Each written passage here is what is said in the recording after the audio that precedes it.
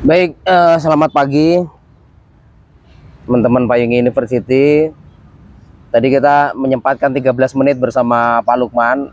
Ya, tentu kesempatan yang penting kalau beliau mau ngomong lagi tentang pengalaman kota. Kalau mau ketemu Pak Lukman itu habis subuh itu di masjid itu pasti beliau keliling sampai 6 kali 5 kali gitu. Cuman saya sendiri nggak konsisten gitu. Tuh, untuk jalan pagi setiap pagi itu saya nggak konsisten, tapi ya kali ini kita akan konsisten Bang untuk naik sepeda gitu loh. Iya. Nah itu yang menurut saya penting Bang. Semakin lama kan semakin ringan. Betul, konsistensi itu adalah harga mahal. Semua hal yang kita lakukan di kehidupan kita itu adalah yang paling mahal kan konsistensi, karena konsistensi itu membentuk value ya. Doktrin agama juga konsisten, istiqomah. Betul. Dan orang yang konsisten itu pada akhirnya juga akan ahli. Iya. Ahli di situ dia. Nah itu yang kita pelajari dari para senior-senior yang orang sudah umur 71 tahun, tapi bahkan saya ngeliat ya, kalau nggak ada orang jalan, dia jalan sendiri dia. Itu kan nggak, berarti kan orang memang punya pendirian itu. Iya. Ya, saya begitu. Habit. Udah habit gitu. Nah kita lanjut ke ngomong politik aja lah sekarang Bang.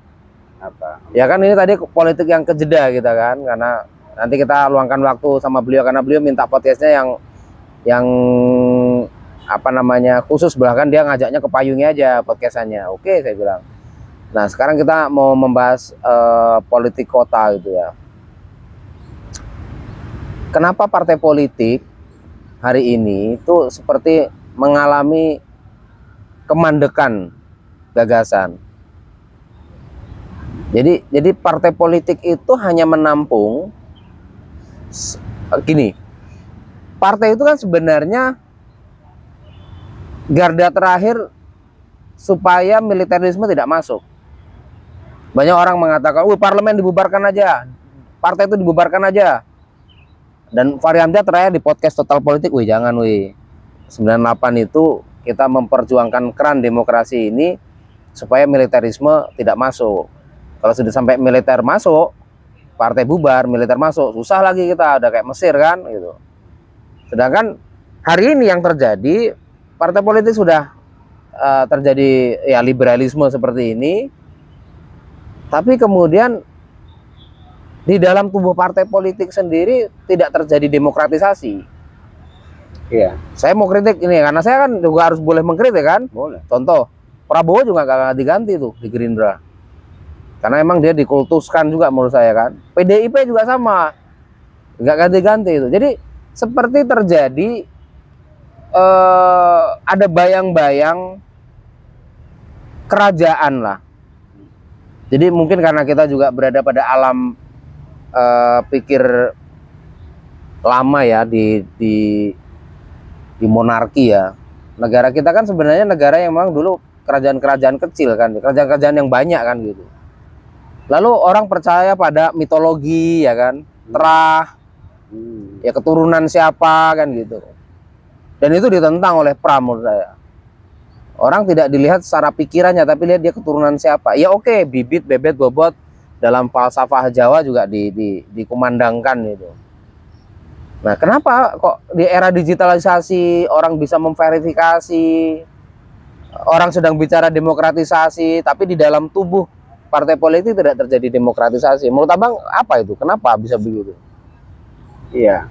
Pertama, kalau menurut saya sih kiblat politiknya itu harus dikembalikan pada kiblat politik yang dirumuskan oleh Hatta dan Soekarno, bahwa demokrasi kita itu bukan demokrasi barat. Soekarno kan menegaskan itu berkali-kali, demokrasi kita bukan demokrasi barat. Nah, kiblat kita ini dalam sistem pemilu ya liberal, sama dengan pasar bebas, di mana orang bertanding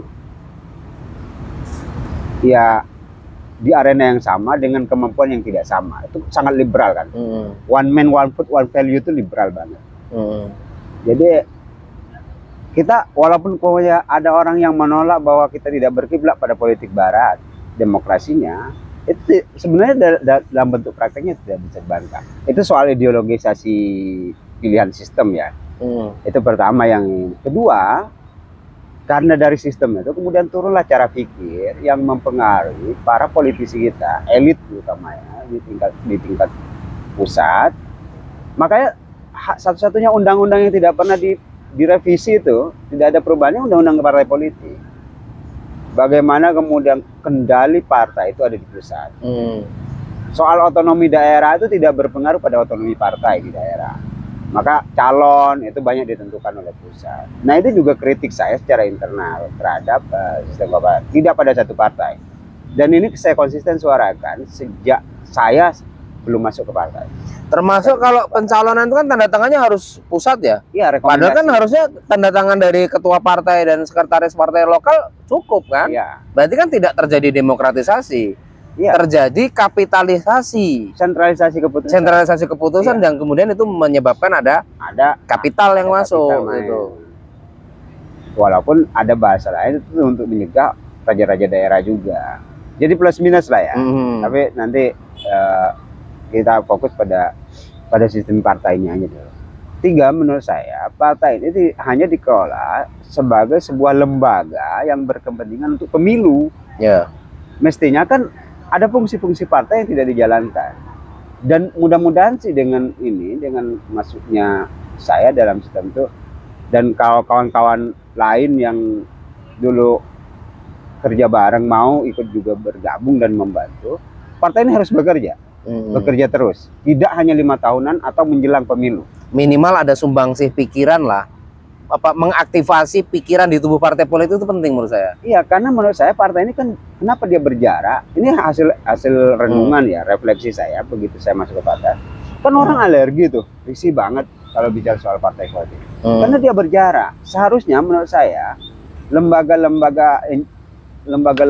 swadaya ya, yang non profit seperti LSM, NGO, sebenarnya fungsinya itu udah dijalankan oleh partai politik. Pendidikan politik, pencerahan, pendidikan politik secara luas ya. Bagaimana rakyat sepaham soal kebijakan, bagaimana rakyat ikut berpartisipasi dalam pengambilan keputusan. Nah, itu kan politik. Nah, salah satu fungsi partai politik yang jarang terjadi, jarang dilakukan adalah pendidikan politik untuk rakyat. Pendidikan politik untuk rakyat, mereka kadang ada pelatihan untuk kader, ada baiat, ada apa. Pendidikan politik untuk rakyat ini kan bagaimana mengadvokasi rakyat untuk mengerti kebijakan-kebijakan, pengambilan keputusan, bahwa mereka harus terlibat dari perencanaan, pengerjaan, evaluasi, sampai penjagaan, pembangunan ya, sampai pengawasan dan pembangunan. Nah, itu yang tidak dijalankan. Kalau kita, makanya setengah-setengah juga. Kalau kita ikut sistem politik di negara-negara maju, itu kan jelas. Negara yang pemenang pasti dia otomatis menjadi negara pemerintah, atau yang kalah dia menjadi oposan. Oposan itu tidak identik dengan kebencian. Masalahnya kalau kita ini, kalau udah dia ngomongin dirinya oposan, dia menjadi benci, tidak benar pemerintah secara keseluruhan. Mestinya kan yang benar disupport, kalau oposan yang benar, yang salah ya dikontrol, dikritisi. Nah, ini tidak berlaku. Makanya kalau kebijakan secara internal partai saya ya, bahwa ada beberapa hal yang dievaluasi. Tadi ada pertanyaan, kenapa figur ketua umum diganti-ganti. Hal yang paling fundamental, memang sistem ini tidak bisa ditinggalkan dalam keadaan rapuh. Figur itu tetap penting. Makanya kaderisasi itu yang penting. Bisa jadi karena kaderisasi pengganti figur itu tidak penting, maka jadi pertimbangan kalau ini ditinggalkan oleh Pak Prabowo, dia menjadi sangat rapuh, dan kemaslahatan yang itu yang menurut saya menjadi lebih penting. Sedangkan Sandi kayaknya mau pindah ke P3. Ya, itu hak pribadi dia lah ya. Kedua, kan ada jawaban. Nah, ini yang saya katakan, kalau Pak Prabowo ini juga dulu bertahan jadi oposan sebagaimana yang pertama, kebencian ini terawat di bawah. Walaupun sebenarnya dia mengambil keputusan harus nebus kekecewaan tuh. Jadi banyak benar ya kader-kader yang kecewa, pendukung yang kecewa gitu. Alah Pak Prabowo ini. Tapi ada yang menurut saya yang mulia ya, karena dia mementingkan bahwa ini tetap tidak boleh bisa dirawat. kebencian, permusuhan, apa-apa. Nggak apa-apalah saya jadi anak buah gitu. Dan itu beresiko. Karena dulu yang ngedukung dia, yang fanatik banget ya, itu yang akhirnya berbalik badan. Tapi ya memang ada resiko-resiko politik yang harus ditempuh. Tapi secara keseluruhan, kenapa kemudian partai ini seperti ini ya, tidak berjalannya kaderisasi macam-macam, karena memang fungsinya belum maksimal. Kadang juga tidak open minded juga, di dalam tubuh partai politik hanya ganti ketua, ganti orang, perilaku sama, dan kemudian memang tidak ada politik gagasan, tidak ada politik ide. Padahal seharusnya partai politik itu tempat mereproduksi gagasan. Mestinya.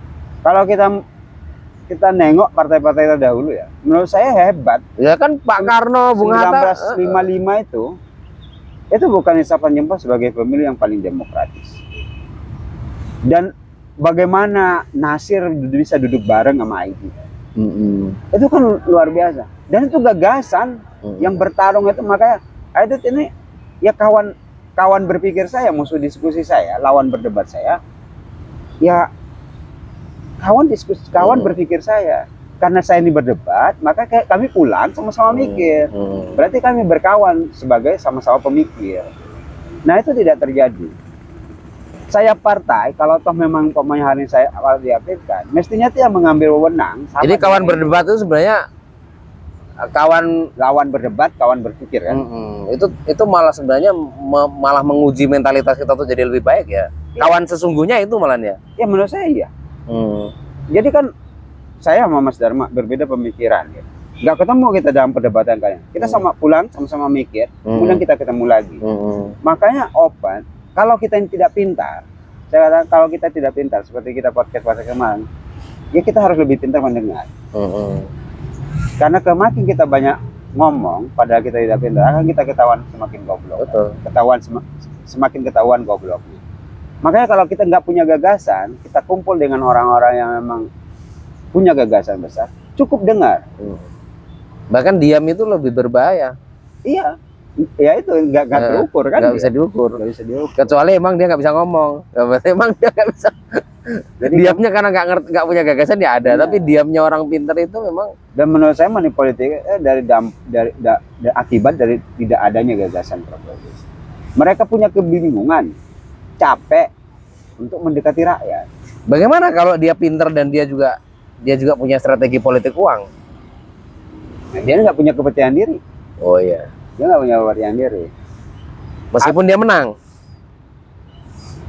Iya, dia nggak punya kepercayaan diri bahwa dengan gagasannya dia bisa mempengaruhi rakyat. Kadang teorinya kan memang harus muter. Gini bang, teorinya kan kadang harus muter-muter ya. Kenapa jalan rusak? Oh, karena memang pembangunannya nggak sampai 60%. 50% aja udah bagus gitu kan. Loh, kenapa kok pembangunannya hanya dari anggaran itu kok cuma 50%, 60%? Ya karena udah diambil. Lah, kenapa kok diambil? Ya dia ngeluarin modal dari awal dia mau jabat. Itu kan juga udah semua orang tahu ya. Iya. Tapi orang tidak punya kesadaran sampai ke situ untuk sampai pada tahapan di TPS. Iya. Karena ya itu saya katakan, karena ini udah sistemnya udah terbangun, sikap masyarakat udah seperti itu, ada kekhawatiran dari para calon kalau saya tidak melakukan hal yang sama maka saya nggak jadi. Makanya pertama, mereka tidak percaya dengan gagasan itu bisa mempengaruhi rakyat. Wajar saja sih sebenarnya orang yang pesimis kayak gitu. Tapi kalau orang yang kemudian punya optimisme, makanya kan kata apa, Suhagi, lawan dari apa, idealisme itu adalah pesimis kan. Jadi kalau kita udah putus asa, ya kita akan melakukan hal yang sama. Kedua,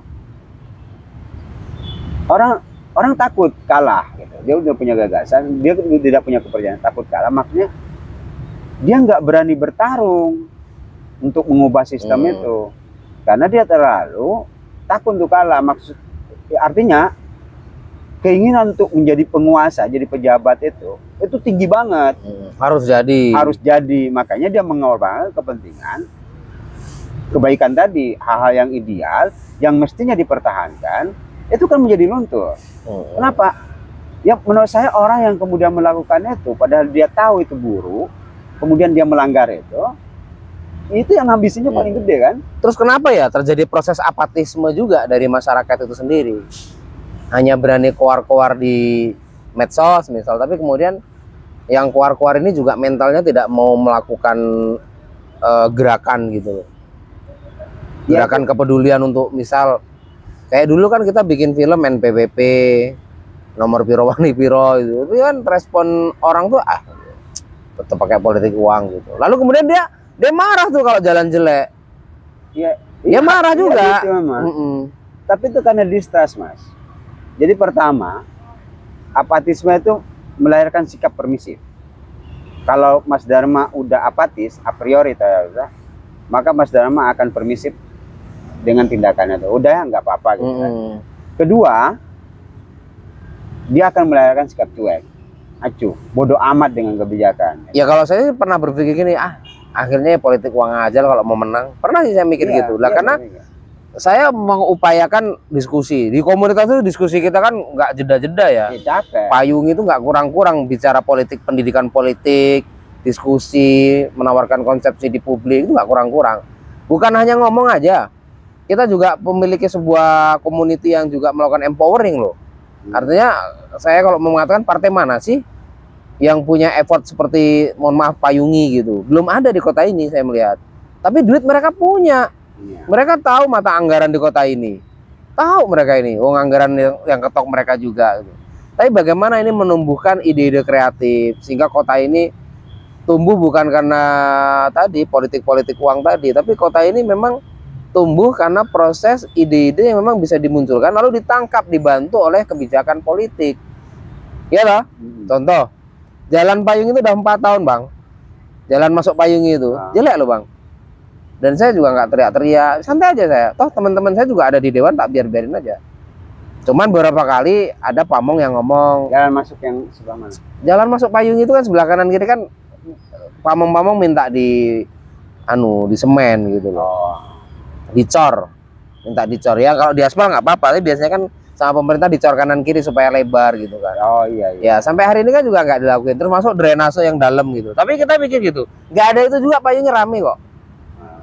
Kan itu bukan kebutuhan primer ya, itu kebutuhan fasilitas yang menunjang kalau konsepsi pariwisata itu adalah dia amenitas, dia menunjang aksesibilitas, tapi dia sebenarnya amenitas, fasilitas.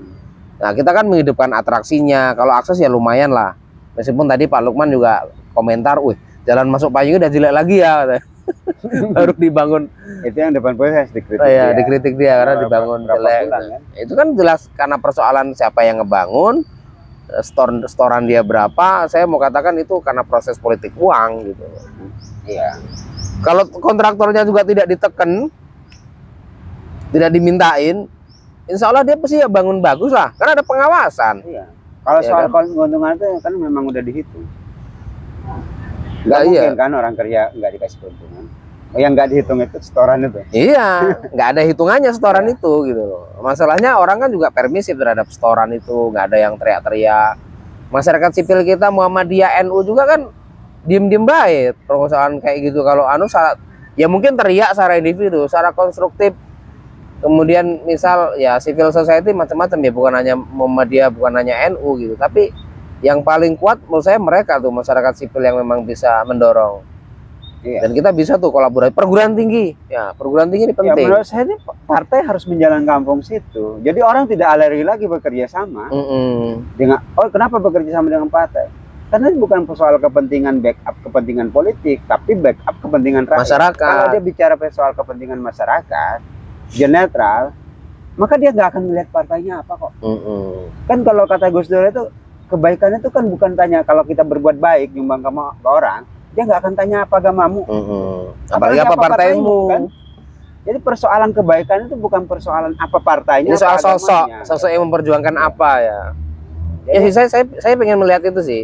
Partai itu harus jalan, tidak 5 tahunan.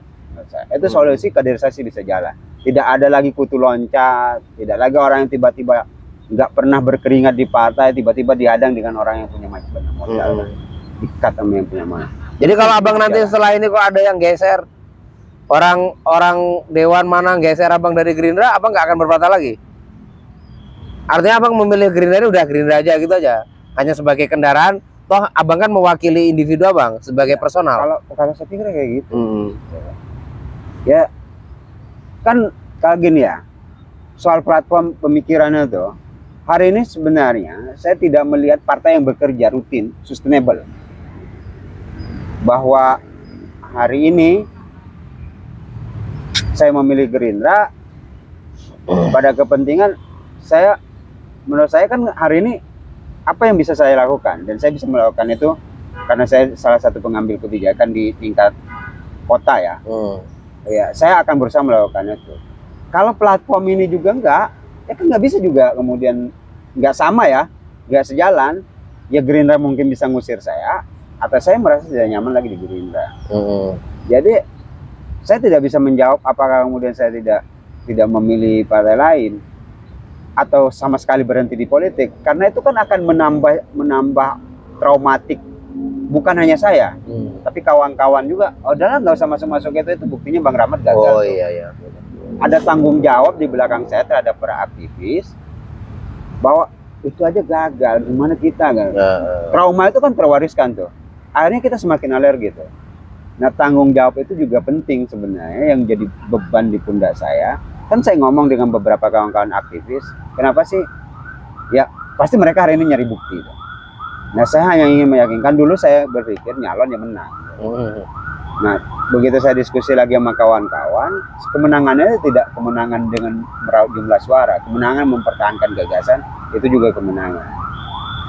Ya menurut saya itu lebih rasional. Daripada jadi dewan tapi pasif, mending nggak jadi dewan tapi tetap mengaktifasi politik sebagai sebuah ruang gagasan ya. Itu cita-cita saya. Jadi saya pengen Gerindra itu tidak hanya satu musim kerjanya. Jadi pasca ini 2024 lewat, 2025 tetap ada kerja, 2026 tetap ada kerja. Entah itu saya ngumpulin anak-anak muda di kantor, melakukan pendidikan politik dalam bentuk permainan macam-macam, kan ada banyak kegiatan. Entah itu dalam bentuk bakti sosial. Tapi kalau kita bicara kolaborasi kan partai politik sekarang juga diem aja, tidak melakukan kolaborasi pada struktur lain. Contoh, digitalisasi partai politik itu rendah loh Bang.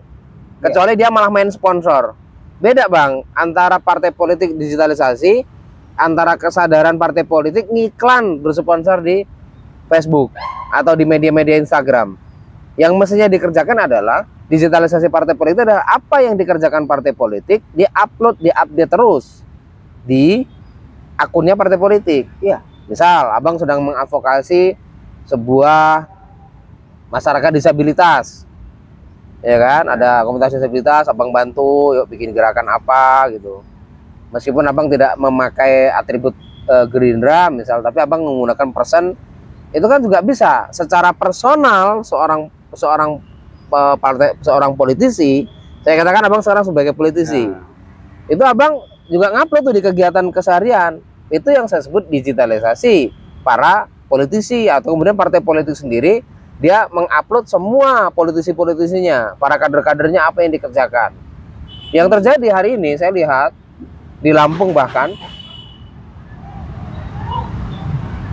ada yang jatuh ya? Ada yang jatuh. Hah? Iya kayaknya. Mana? Keserempet ya.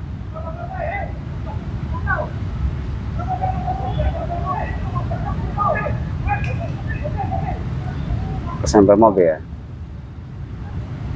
Kawan-kawan, nih ada insiden kecil, ada, oh bukan insiden kecil lah, pokoknya ada orang ditabrak lah. Keserempet. Banyak lah yang nolong. Banyak yang nolong karena rame, jadi ya, mobil putih itu dia nabrak. Oke, kita lanjut Bang. Jadi sebenarnya saya nggak klaim digitalisasi itu ada. Kalau kata Mas Sama yang kegiatan-kegiatan, sayangnya kalau dalam bentuk kegiatannya itu dilakukan menjelang pemilu. Nah, itu yang saya sebenarnya nggak terlalu expect ya, walaupun bagus lah. Kalau soal bermedsos, saya pikir bisa diukur lah kalau di Metro, Lampung, bahkan nasional. Makanya kan kita itu dalam Undang-Undang Informasi Publik ada kewajiban namanya PTID, yang pengelola informasi dan dokumentasi kegiatan, laporan kegiatan itu. Ya saya nggak tahu kalau soal partai-partai lain ya, karena saya runut. Tapi dalam beberapa tahun terakhir ini soal pengelolaan informasi dan dokumentasi itu Gerindra dapat penghargaan. Ini bukan persoalan muji-muji partai ya, kan Mas Dharma. Dari mana penghargaannya? Dari Kementerian Informasi ya. Jadi soal keterbukaan ya, keterbukaan informasi dan dokumentasi. Mas Dharma bisa cek sendiri, bisa di googling gitu kalau saya informasinya bohong ya.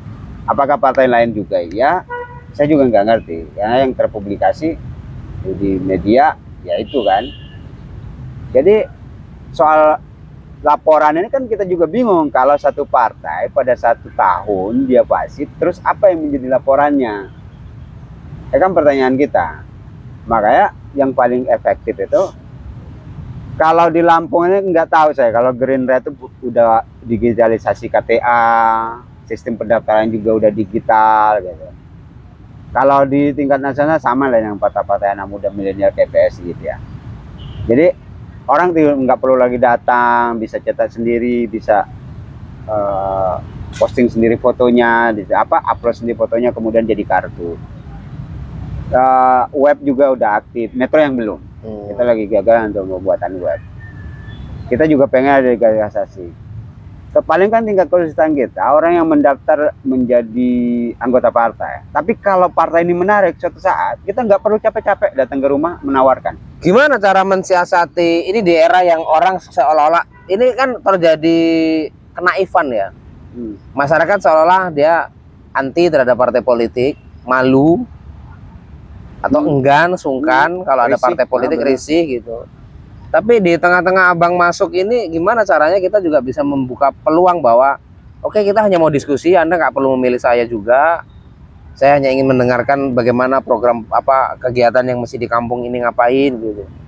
Belum ada tuh partai politik datang ke Payungi kemudian membahas secara serius, belajar tentang pemberdayaan gitu.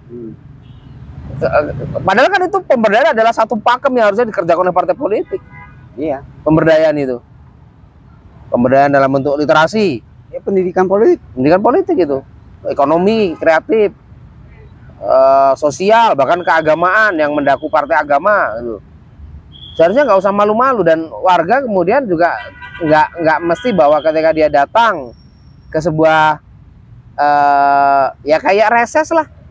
Apakah yang reses itu semuanya anggota partai politik? Reses anggota dewan itu loh. Enggak. Provinsi itu datang kan meskipun dia membawa atribut partai politik kan disanguin juga itu, dikasih duit. Iya. Maksud saya kemudian itu menjadi ajang bukan sosialisasi.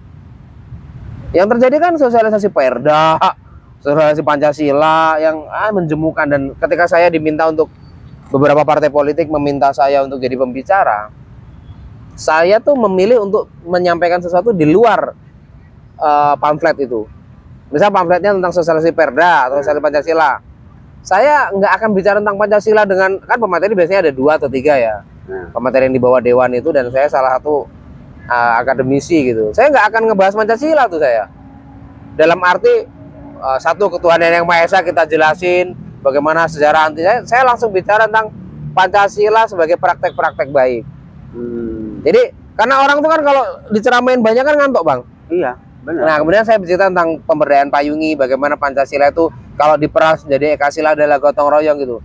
Nah, saya melihat 4 pilar tuh, misal sosialisasi 4 pilar di PRRI. Pernah waktu itu PKS itu Pak Hidayat Nur Wahid itu. Itu saya sebagai pemateri juga menjemukan sekali, gitu kan? Menjemukan sekali ini gitu loh. Makanya saya kemudian menyampaikan sesuatu yang membuat orang tertarik tentang gerakan-gerakan kecil, praktek-praktek baik ini.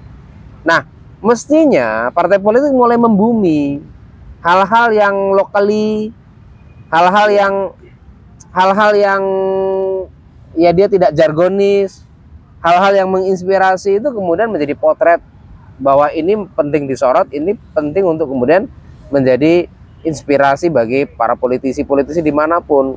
Yang DPR RI turun begitu, DPRD provinsi begitu, di DPRD kota atau kabupaten juga begitu. Nah, itu problemnya sebenarnya. Pertama, itu yang saya bilang dari awal, pentingnya gagasan. Karena bisa jadi kemudian apa yang terjadi yang dialami oleh Mas Dharma itu, kenapa orang? Karena bunyi anggarannya itu, alokasi anggaran itu untuk sosper, sosial peraturan kan. Jadi mau nggak mau orang yang kurang akal akhirnya ya letterlock kayak gitu. Iya kan akhirnya. Maka cara kita hanya ada dua. Kita menyepakati bersama pengambil kebijakan di dewan itu untuk mengganti ini apa judul itu, jangan sosper. Atau pada kesempatan yang kita rasakan penting sosper, penting disosialisasikan, ya kita sesuaikan, tapi dalam kapasitas yang lebih fleksibel ya. Kayak umpamanya bicara Pancasila nggak usah ngomongin terlalu kaku, kita bicara soal filosofi besarnya Pancasila itu. Kedua, ya mengakali itu, mengakali judulnya kayak gitu, tapi kita bicara hal lain gitu. Kalau selama itu tidak melakukan pelanggaran, kan nggak apa-apa sih sebenarnya. Tapi maksud saya yang terjadi adalah kekakuan, Bang. Misal gini nih. Iya. Kenapa partai politik harus terus menyampaikan atributnya seperti norak di jalanan gitu dah? Ya. Itu menunjukkan memang dia kerjanya ya kerja pasang bendera. Benar. Kalau saya sih ini alternatif kedua. Pasang gagasan gitu. Iya, alternatif kedua adalah misal gini. Orang tuh udah tahu Bang Rahmat sekretaris Gerindra Kota Metro. Orang tahu, Bang. Yang kenal pasti tahu tuh. Yang nggak kenal ya berarti kan belum kenal gitu. Yang mestinya Abang lakukan adalah ya memang udah Abang lakukan juga sih menurut saya ini. Oh, Abang menghidupkan literasi karena itu kan kapasitas yang memang selama ini dikerjakan gitu. Bagaimana ketika Abang masuk partai politik, ini juga menjadi gerakan yang mempengaruhi orang-orang yang di sekitar partai. Kan gerakan baik literasi. Oh ya, di kantor Gerindra ada ya rumah buku. Itu pasti. Di ruangan saya minimal kan. Kemudian di kegiatan mingguannya ada reading book. Ya. Misal membacakan buku-bukunya Pak Sumitro. Wah, bapaknya Prabowo itu kan Menteri Ekonomi zaman itu kan. Lagi nyari kader yang seide.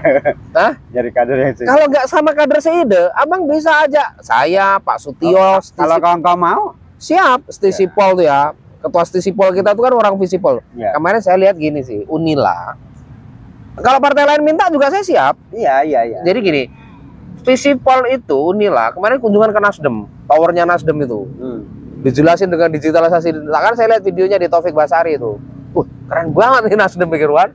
Wah, namanya memang punya media. Ya. Iya, tapi kan kemudian cara pandang bahwa Visipol datang, anak-anak mahasiswa Visipol datang, melihat langsung sebuah kantor towernya nasional Nasdem itu, dan kemudian dijelaskan bagaimana mereka. Itu saya ngelihat gini, partai politik itu mesti saintifik. Iya dong, partai politik itu saintifik. Dia percaya survei, dia percaya gerakan pemberdayaan, dia bicara tentang ketokohan, dia bicara ide. Willy Aditya tuh keren tuh. Coba lihat akunnya Willy Aditya di Instagramnya, bagaimana dia berdebat. Itu menunjukkan dia politisi yang tidak lahir dari ruang kosong. Ya mohon maaf kalau kemudian politisi hanya karena dia modal kaya aja, tapi dia nggak pinter berdiskusi, tidak pinter memperjuangkan hak orang lain, nggak usah di partai politik, cukup di pengusaha aja. Iya kan? Iya. Loh iya, nggak semua orang pengusaha cocok di partai politik, karena partai politik ini adalah ruang untuk kita berdebat, ruang kita untuk menyampaikan gagasan, ruang untuk kita menyampaikan perjuangan-perjuangan. Iya. Siap, saya siap. Bahkan Pak Lukman ini nanti, ya saya nggak tahu ya, dengan usia 71 tahun, tadi dia bicara tentang, beliau bicara tentang ingin mewakafkan dirinya itu. Tapi apakah kemudian misal partainya dia siap untuk? Ya, itu juga yang memang jadi problem. Karena dukungan tidak cukup dari diri sendiri. Tapi saya yakin lah orang-orang yang udah berusia 70 tahun ke atas berpikir, masa sih? Menurut saya gila lah ya kalau masih mau berpikir aneh-aneh. Masih mau cari duit itu kan ya. Saya percaya sama beliau. Tapi saya percaya juga lah sama semua bahwa kita ini punya cita-cita yang sama. Kalau dia kembali pada cita-cita mulianya, dia akan berbuat baik. Tapi paling tidak menurut saya, tugas saya kan hari ini, kalau saya terus terang memang nggak berbicara, pilih saya gitu. Makanya kan kemarin saya sampaikan, saya punya gagasan, saya punya mimpi, saya punya cita-cita, saya punya imajinasi tentang kota. kawan-kawan juga punya imajinasi. Nah, kawan-kawan punya optimisme bahwa imajinasi kita sama dan itu bisa diwujudkan, dan kawan-kawan percaya sama saya, ya kita bareng-bareng berjuang. Jadi maksudnya, udah saya serahin ke abang, nggak bisa juga. Walaupun nggak duduk di parlemen, kan kita perlu bersama, tetap harus bareng. Tapi kalau tidak, cari yang dipercaya. Saya lihat gini sih bang, kayak dosen, dia ikut sumbangsih bagaimana strategi partai politik memberdayakan ekonomi warga, strategi partai politik dalam mengkampanyekan lingkungan hidup. Itu kan niat baik. Mestinya perlu akademisi. Iya dong. Iya dong. Jadi bukan karena pada akhirnya kita akan milih partai itu, enggak, bukan itu urusan nanti itu. Itu urusan 5 tahunan. Tapi kerja-kerja harian, kerja-kerja bulanan, kerja-kerja yang harus terus dilakukan, bahwa dia memperjuangkan itu. Tokoh itu yang masuk di partai itu, dia memperjuangkan literasi. Nah, saya pengen ada sebuah konsepsi keterbukaan di pemilu nanti. Bahkan saya berani mengatakan, ayo kita dukung politisi yang memperjuangkan literasi, misal. Ayo kita dukung politisi yang memperjuangkan lingkungan hidup, bank sampah. Misalnya dia penggerak bank sampah, dan dia tuh pengen masuk dewan untuk memperjuangkan ada anggaran tentang perjuangan lingkungan hidup. Ada tuh anggota dewan muda yang kayak di ini bang, yang kayak di PSI Jakarta itu bang, 8 anak muda itu. Banyak loh, 8 tuh. Jadi di Jakarta dia PSI punya 8 anggota dewan, dan itu kritis-kritis, pinter-pinter, muda-muda gitu. Nah, saya pengen partai politik itu bukan satu yang sakral bagi saya. Partai politik itu sesuatu yang diisi oleh ide, alat perjuangan aja. Nah, karena sekarang nih orang tuh seperti emoh politik. Kalau dulu kan sayap-sayap partai politik di zaman tahun 55 banyak tuh. Banyak, ya termasuk HMI dengan Mas Yumi itu kan sangat dekat sekali di masa awal. Kemudian GMNI dengan PNI waktu itu kan, ya PDI hari ini gitu kan. Sebenarnya semuanya itu kan punya garis ideologi yang dia ingin memperjuangkan ini gitu. Nah, karena memang kelihatannya ideologi nasional ini sudah mentok, orang sudah bicara nasionalisme, ya nggak? Nah, ini kan orang sedang bicara nasionalisme kan. Meskipun nasionalisme ini kemudian ya ada absurdnya kan gitu. Tapi yang kita mesti sadari adalah kita menurunkan tuh nasionalisme kita itu pada level-level gerakan-gerakan untuk perbaikan. Perjuangan yang sederhana itu, menghidupkan literasi. Ya nggak sederhana kalau dikerjain sih. Pemberdayaan ekonomi, ya, lingkungan hidup, pekerjaannya berat, dan itu kan butuh super team, bukan superman gitu. Jadi kalau saya mas, ini konyol juga sih menurut saya. Cara pandang para politisi yang saya amatin ya, saya lihat gitu. Di mana ada kerumunan mereka, oh ini suara nih. Sama aja setiap orang datang, Mas Dharma atau kawan-kawan ISIP datang ke Tower Nasdem, atau Mas Dharma datang ke Gerindra gitu. Masih ada orang beranggapan ini mangsa nih kayak gitu kan, ini calon pemilih nih, kita mau pengaruh. Saya tuh nggak terlalu percaya dengan karena Mas Dharma itu datang dengan cara pikir, dengan cara pandang, dan punya pilihan. Nggak bisa juga didikte. Nah, saya tuh berpikir bahwa setiap orang itu punya otonomi, punya independensi untuk menentukan dia mau milih siapa. Dia juga nggak bisa berkamuflase, kita juga nggak bisa maksa-maksa. Makanya karena cara pandangnya mau mengkonversi suara, di mana ada kerumunan, bisa nggak dikonversi suara? Boleh, wajar berpikir kayak gitu. Tapi kalau ada orang yang berpikir dia ini akan terpengaruh sama saya, nanti saya kasih uang macam-macam, itu konyol banget. Itu yang sebenarnya ngerusak. Dia ngobrol sama orang gitu, udah nggak nyambung, perhatian nggak ada gitu. Udah dia pakai jalan pintas. Ya, atau memang warga juga keliru sih ya. Misal kalau abang jadi dewan, terus saya datang bang minta duit, sinterklas itu. Iya, itu juga keliru juga. Maksudnya saya kalau ketemu abang, misal abang jadi dewan kan, saya butuh, bang tolong sih diadvokasi ini. Itu kita tuh harusnya tidak butuh uangnya. Dan karena memang dia mungkin bingung, dan nggak mesti orang yang pernah memilih kita. Oh iya, iya. Kalau saya itu juga berpikir, jadi jangan sampai nanti ada anggota dewan yang berpikir, lah lo kan bukan milik gua, apa datang ke gua? Nggak boleh juga gitu. Karena dia bukan mewakili orang per orang. Dia mewakili rakyat, dia mewakili semua. Bahkan yang belum milih bayi itu juga harus dipikirkan kebijakannya kan. Iya, betul. Makanya kan dia berpikir bagaimana menekan angka kematian saat melahirkan, angka kematian ibu, angka kematian anak, orang stunting. Nah, kalau umpamanya orang milih aja yang harus dipikirin, terus siapa yang mikirin anggaran stunting kan?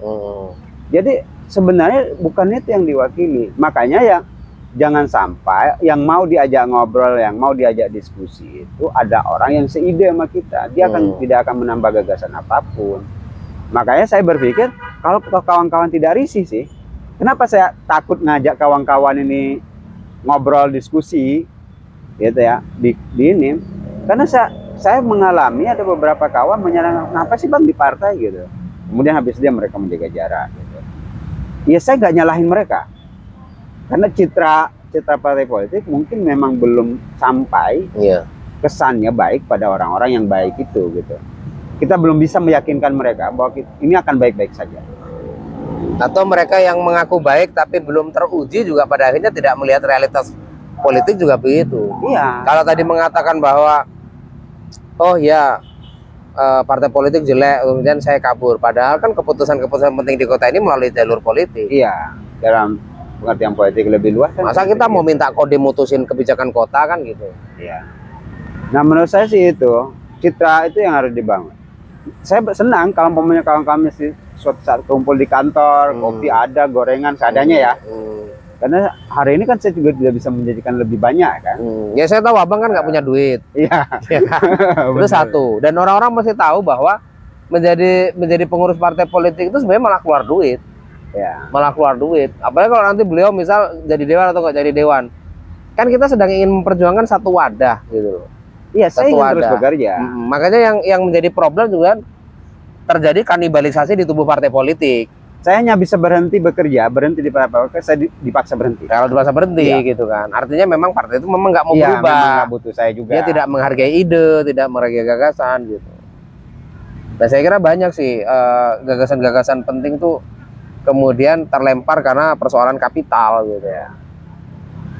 Terus ini bang, terakhir gini bang, kalau kita ngomongin ideal sebuah partai politik di masa sekarang ini, sebenarnya kita tuh lebih ideal lagi kalau ngomongin sosok. Karena representasi manusia itu mau nggak mau ini soal leadership. Kenapa orang Nasdem pilih Anies gitu? Ya karena dianggap Anies punya leadership.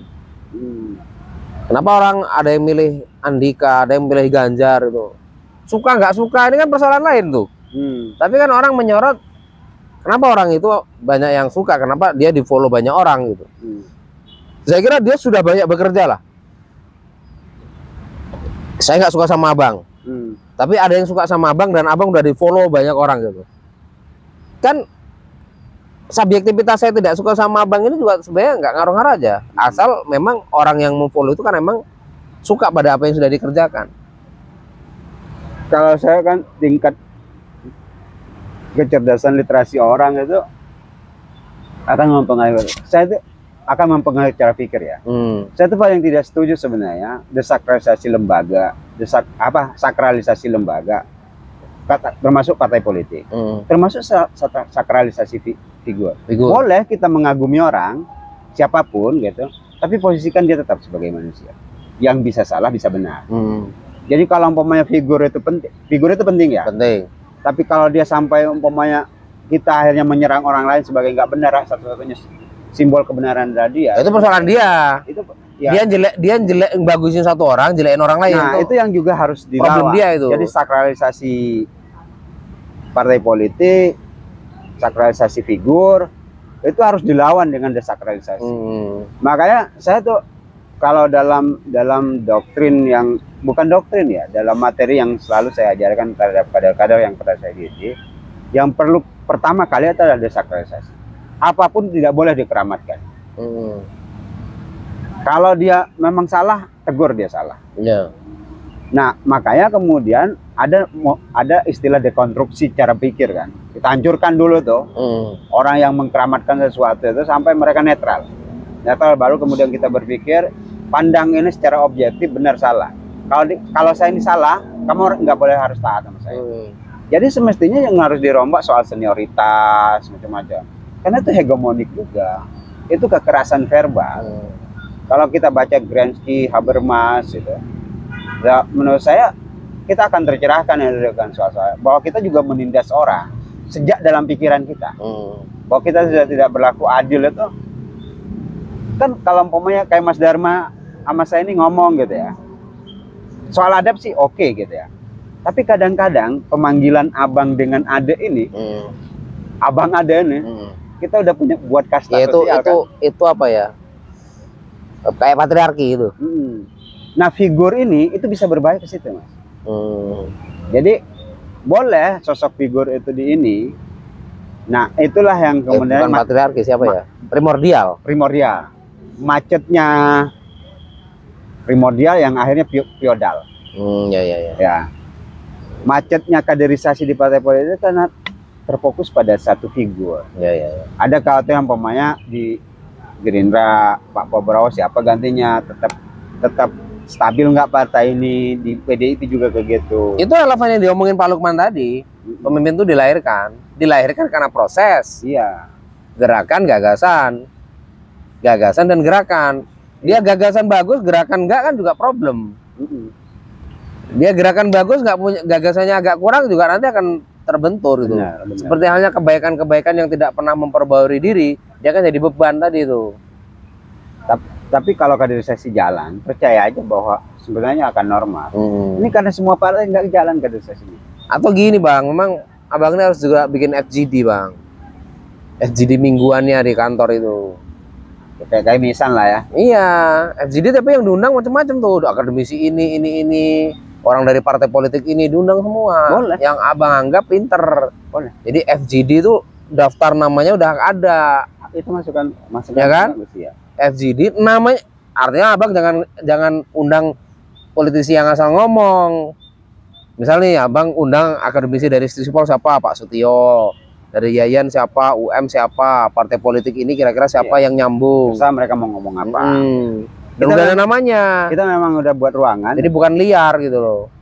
Jadi kemarin kita sebenarnya sedang upgrade pengetahuan media sosial. Kita ada pelatihan di Bandar Lampung, kita kirim 2 orang. Pelatihan jurnalistik kita kirim. Karena kita pengen meningkatkan kapasitas pengurus. Dan saya itu percaya pada kader-kader muda. Maka saya mengaktifkan Tidar. Nah, harapan saya ke depan ini. Tidarnya apa tidarnya? Tunas Indonesia Raya. Itu sayap lah ya. Sayap mudanya. Saya selalu tekankan kepada mereka, kepemimpinan masa depan partai ini ada di kalian. Bukan di kami. Maksudnya yang pengurus hari ini ya. Harus ada regenerasi. Nggak boleh bilang ada orang yang pengen jadi ketua selamanya di partai ini. Minimal di tingkat lokal ya. Nggak boleh. Karena itu macetnya kaderisasi dan gagalnya partai politik melahirkan pemimpin. Ya gimana kalau pusatnya juga gitu? Ya persoalan pusat kan, karena kita tidak bisa mempengaruhi pusat kan. Itu undang-undang partai politik memang harus direvisi ya. Menurut saya yang harus disentuh pertama itu oleh pengambil kebijakan di tingkat pusat, DPR RI itu, ya coba dievaluasi lagi undang-undang partai politik. Masa nggak kesentuh dari dulu? Undang-undang partai politik, undang-undang pemilihan presiden, undang-undang pemilu, pilkada, semua udah berapa kali berubah? Iya betul. Undang-undang partai politik kok nggak berubah? Nggak ada semangat desentralisasi tuh. Orang parliamentary threshold aja cuma 4% ya kalau salah. Kok presidensial threshold kok 20%? Iya. Kan jomplang juga itu. Parliamentary threshold yang masuk ke Senayan itu harus minimal berapa? 4%? Berapa tuh? Kalau dia nggak lolos ambang batas 4%? Nggak baca saya undang-undang itu, Pak. Karena kan pernah jeda deh di politik ya.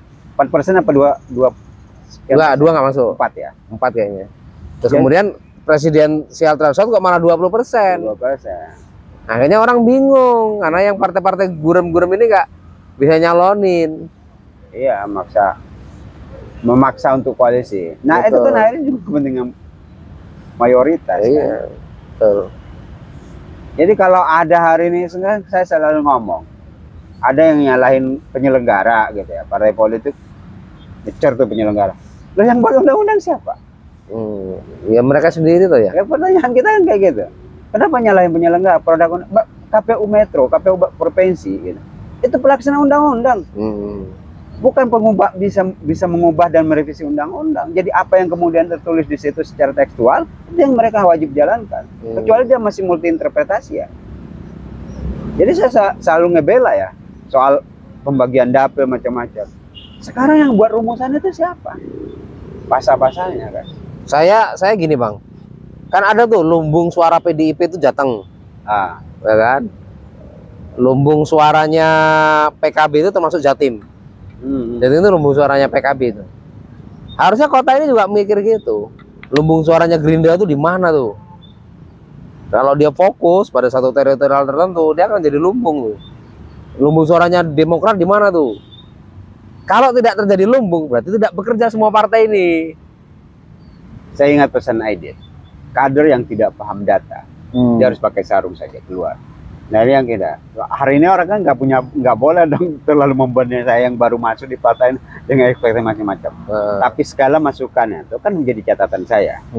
Apa yang jadi pemikiran kalian jadi catatan saya, bahwa apa yang mungkin saya laksanakan, apa yang mungkin saya diskusi membuat, tentu saja saya tertarik. Bahkan saya sama kawan-kawan Tidar itu udah berencana cari kawan-kawan kita yang di angkringan, suruh jualan setiap malam. Jadi kita udah punya rencana. Jadi bukan yang elit ya, yang kawan-kawan kerjaannya angkringan. Jadi angkringannya di sini. Kalau nggak ada pengunjung ke sini, ya kita yang beli. Karena itu juga membantu. Hal-hal kecil seperti itu kan harus kita pikirin.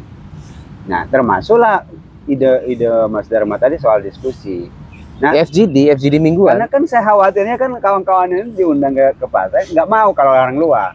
Kalau ide-ide di kita kan pasti sama tuh seragam. Ini apa dikasih nama? Kalau bisa yang berbeda. FGD Focus Group Discussion kan semua pembicara. Yang bisa kritik. Dan itu paling 25 orang aja, 30 maksimal. FGD-nya pesertanya? Pesertanya macam-macam. Ada yang dari kampus, ada yang dari pengusaha, ada yang dari anggota dewan lain, ada yang dari komunitas apa sesuai tema. Ngomongin sampah yang diundang ya partai politik juga, akademisi yang ngerti sampah, kemudian penggerak-penggerak bank sampah. Keren tuh. Terus kemudian memang gini, kita itu memang ada problem juga bahwa selama ini memang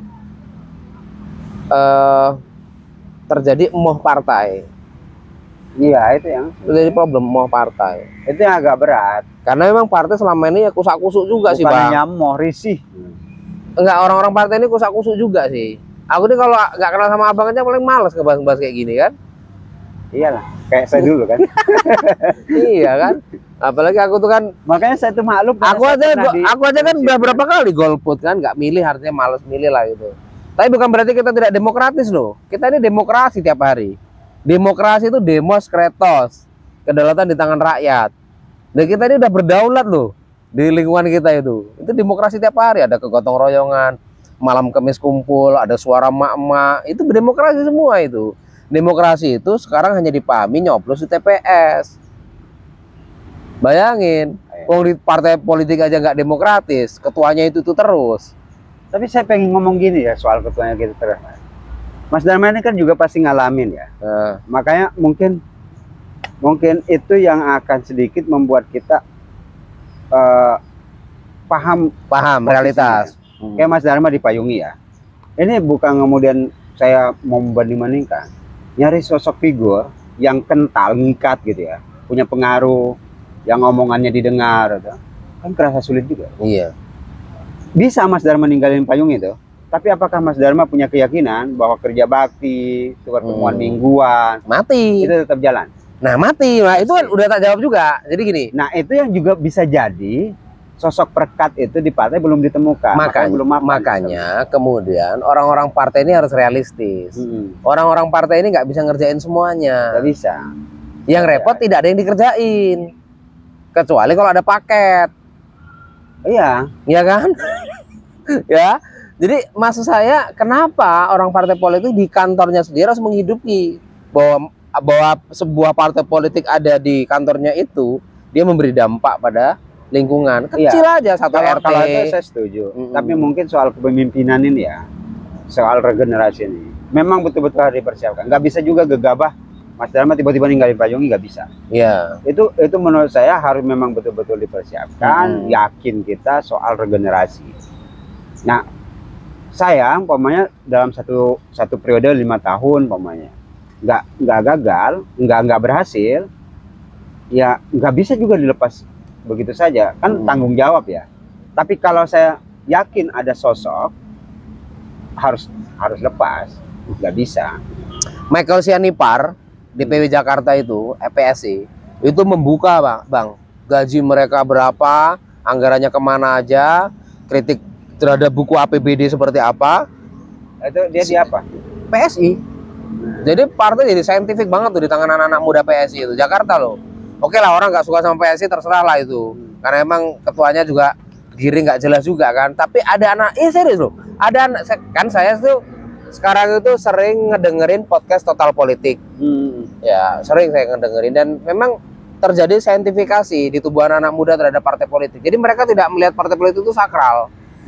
Partai politik itu sesuatu yang benar-benar bisa diskusi, bisa membuka anggaran-anggaran yang selama ini ditutupi. Bahkan kan banyak dewan-dewan marah gara-gara PSI anak-anak muda tuh kayak gitu.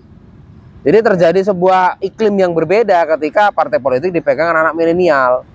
Jadi misal nih, abang di kantor nanti itu ekspos anggaran APBD sekian, dijelasin tuh sama tetangga-tetangga.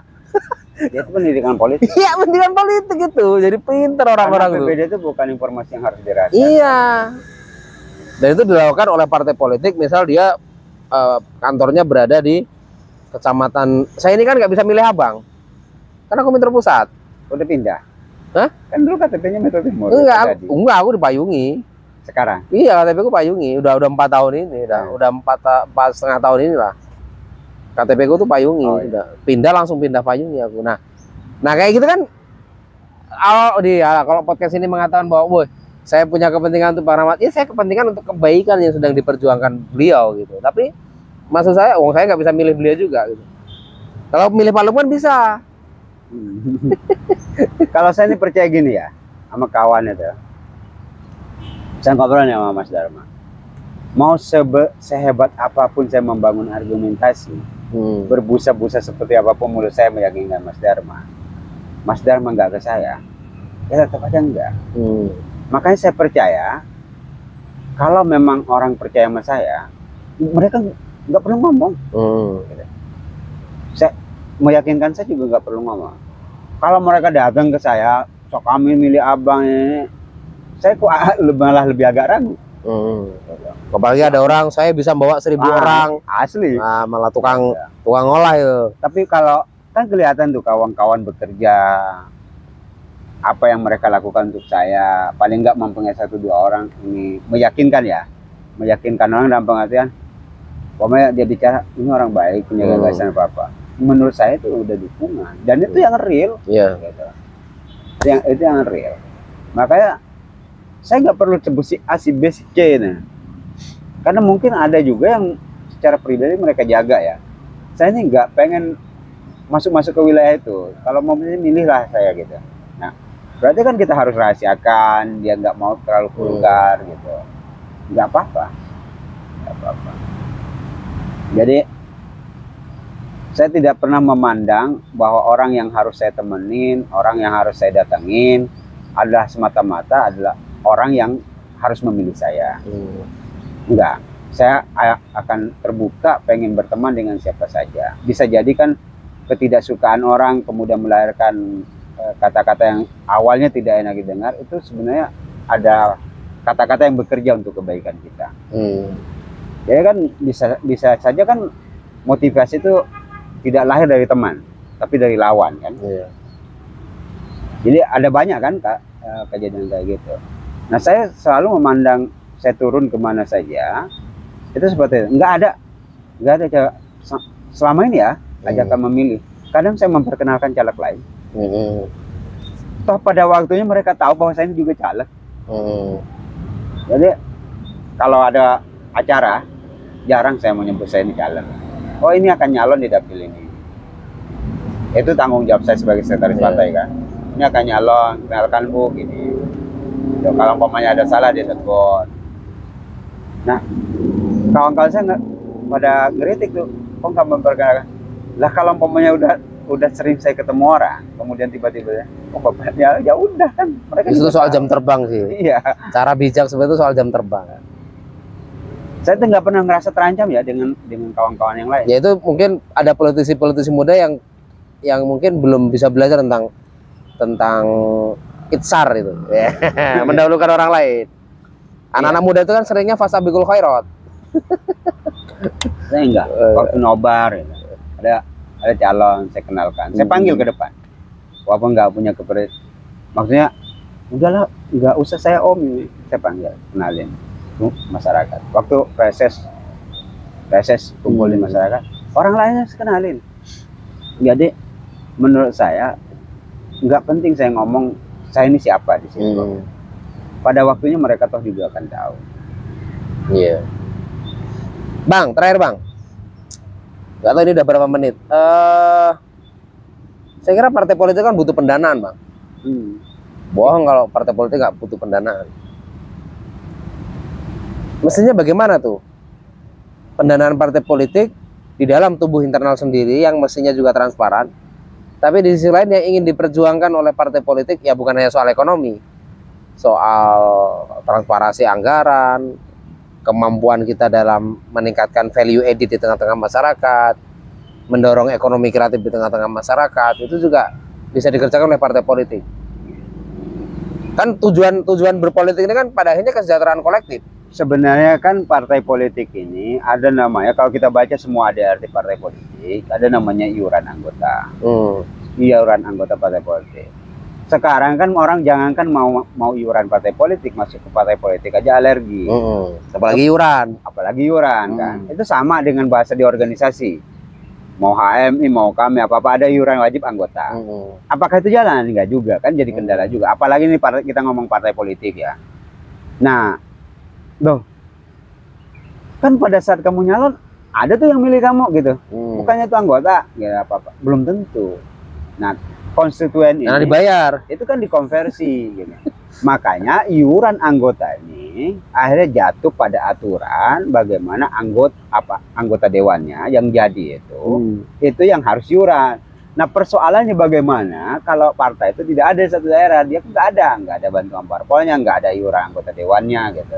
Sebenarnya besarnya biaya yang dikeluarkan oleh anggota dewan untuk iuran partai politik itu karena dia harus mewakili membayar iuran anggota tadi, kan jadinya itu tertumpuk pada satu orang. Nah kalau saya hari ini memang akan jadi dilema sih ya, akan dilema buat kawan-kawan. Oh ini kok belum banyak apa-apa, kok banyak benar ya yang dibiayai apa-apa. Saya ajak urunan. Ya rasa memiliki, jangan nyalek-nyalek aja dong. Kantor kosong, isi dong kursi. Payung kan iuran bang. Ya. Iuran tiap gelaran. Itulah menurut saya akar tradisi kita. Ya urunan aja. Keren banget sebenarnya itu. Yang bisa bawa satu kursi, yang bisa bawa dua kursi ya dua kursi gitu. Ya. Iya ya, harusnya koperasi, partai politik. Saya pikir semangatnya itu. Nah, terlepas mau dinyak orang lah tuh partai miskin apa gitu ya. Bodoh amat saya. Memang masih miskin. Ya, sekarang kita iuran. Masih parnoko sih misalnya. Jadi partai 0, ya kesadaran kader itu juga harus dibangun, nggak bisa dimanjakan juga. Jadi ada namanya kader Mas Toto itu ya, kader nggak punya kepentingan, nggak mau nyalon, nggak mau apa, dari pagi sampai malam di kantor kerja bakti. Nah mestinya kan malu caleg-calegnya nih yang justru punya kepentingan. Di Gerindra itu? Di Gerindra. Teman-teman, Gerindra ini masih 0 kursi. Ya emang aneh ya, partai ini 3 besar nasional loh. 2. Oh 2 besar, nomor 2 ya? Iya. Oh ya, partai ini nomor 2 nasional. Tapi di provinsi juga nomor 2. Di provinsi nomor 2, di metro itu 0. Nah ini menarik. Mumpung mereka ini kayaknya Gerindra ini belum punya dosa 5 tahun ini. Maka kemudian Bang Rahmat juga sebagai sekretaris partai Gerindra ingin ngajak iuran anggota. Orang mau masuk partai aja susah, ini malah diajak iuran gitu. Tapi kalau kemudian ini terjadi menarik, terjadi tradisi yang berubah, kelak mereka jadi dewan, mereka mensyukuri, lebih syukur. Biasanya orang susah itu kalau dapat duit lebih syukur daripada orang biasa punya duit buang-buang duit gitu. Padahal kan yang sebenarnya lebih mahal lagi adalah politik akal. Dan itu udah jalan, Mas. Ada yang bawa sapu, ada yang bawa pel, ada yang bawa kursi. Oke. Satu saat saya pengen mampir lah ke kantor Gerindra. Siapa tahu saya diundang juga ke kantor Partai Demokrat, partai lain-lain. Nah, kita ngobrol-ngobrol pencerdasan begini, ngobrol-ngobrol tentang apa desakralisasi lah partai politik, dan ini menjadikan ruang yang paling penting bahwa dalam politik itu unsur partai politik itu yang paling penting. Kalau sampai kita menolak partai politik, kita kemudian mohon maaf kembali ke militerisme, ya akan lebih sulit gitu. Terima kasih Bang Rahmat. Kita lanjut lagi esok hari. Nggak tahu ini judulnya nanti apa ini ya? Serba-serbi politik. Serba-serbi partai politik. Ya, serba-serbi partai politik. Terima kasih. Salam Payungi. Sampai